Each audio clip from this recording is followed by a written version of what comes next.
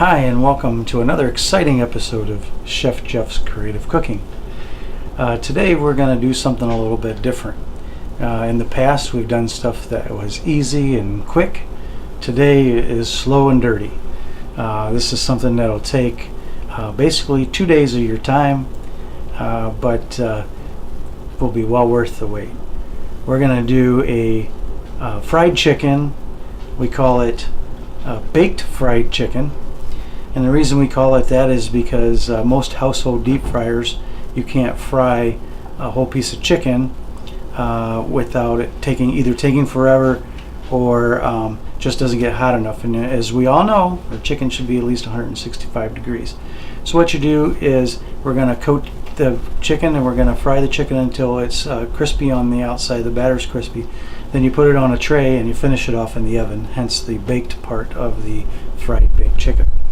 We're also going to make collard greens. Again, something else that takes around 45 minutes to make. And that's going to be the main portions of the dish. So things we're going to need for this dish, we're going to need some fresh collard greens. You can get the ones that come in a bunch, or they now have ones that come in a bag that are already cut up for you, but you're paying about 3 times the price for that. We're going to need some chicken.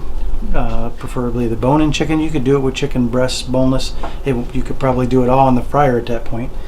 Some fresh tarragon, some garlic, some buttermilk, some bacon, some onion, some chicken broth, some flour. So we're going to start with the first part of the process of the chicken. Like I said, it's a 2-day process.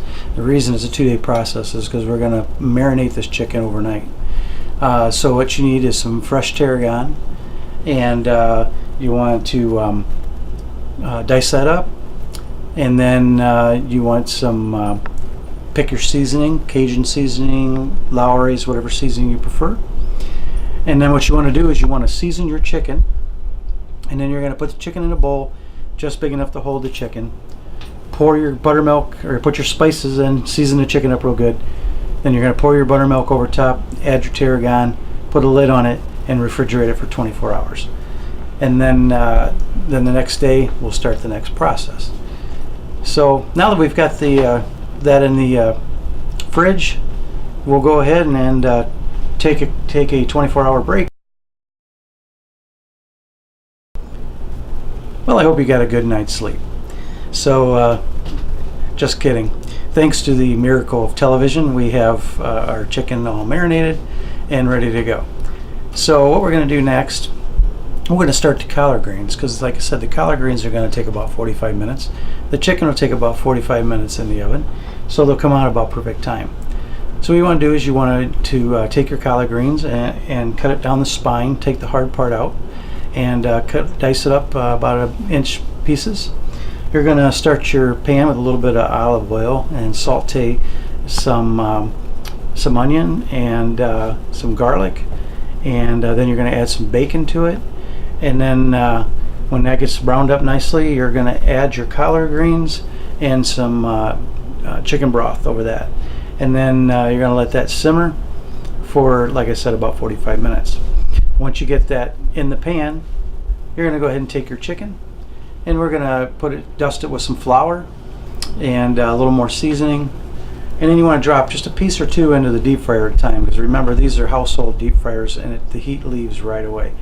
So you want to let that cook for a little bit, get it a little crispy on the outside. Then we're going to drain it, put it on a tray, and then we'll put it in the oven. And then we'll set that timer for 45 minutes. So then we'll know if the collard green's been simmering for 45 minutes and the oven's been on for 45 minutes at about 400 degrees, that our stuff should be getting done at about equal time.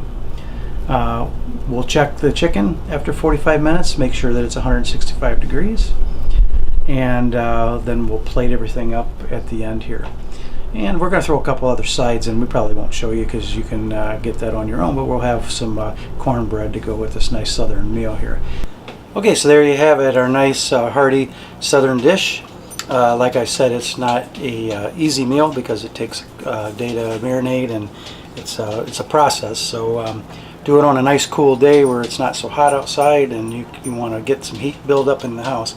But you got your baked fried chicken, your collard greens, a little bit of cornbread thrown in there, courtesy of Baking Bread, and that's about it. We're running out of ideas, so please subscribe and send us some suggestions of what you'd like us to cook. Maybe your favorite childhood meal or a meal you always wanted to try. Drop us a line, let us know. And Chef Jeff's tip of the day: never try to catch a falling knife. Chef Jeff out.